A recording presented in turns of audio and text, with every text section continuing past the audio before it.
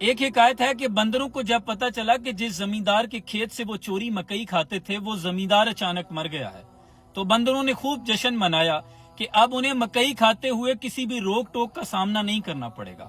لیکن اگلے سال جب مکئی اگانے والا کوئی نہ بچا، تب انہیں یہ احساس ہوا کہ وہ دن جشن منانے کا نہیں بلکہ ماتم منانے کا دن تھا۔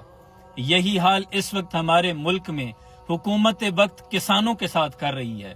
یہ کسان سے اونے پونے داموں گندم خرید کر یہ سمجھتی ہے کہ ہم نے بڑا کوئی مار کا سر کر لیا ہے، لیکن یہ نہیں جانتے کہ یہ اسی شاخ کو کاٹ رہے ہیں جس شاخ پر یہ خود بیٹھے ہیں، جو ان کو رزق مہیا کر رہی ہے۔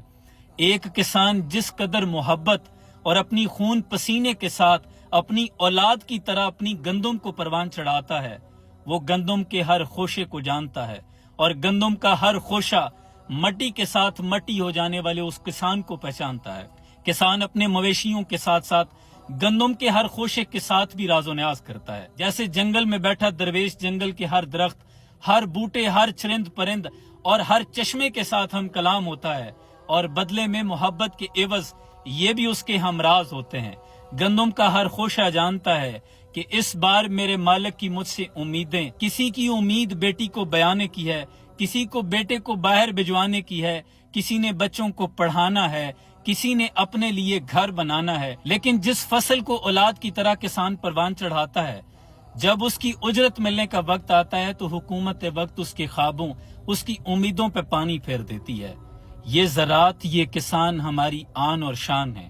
وہ جس کا ایک بیٹا ہو بھوکا 8 پہروں سے، بتاؤ اہل علم و دانش وہ روٹی لے یا تختی لے، اور کسی بھوکے سے مت پوچھو محبت کس کو کہتے ہیں، تم آنچل بچھاؤ گے وہ دسترخوان سمجھے گا۔ ہم اپنے کسان بھائیوں کے ساتھ شانہ بشانہ ہر مشکل وقت میں اور ہر خوشی میں ساتھ کھڑے ہیں۔ سلام پہنچے۔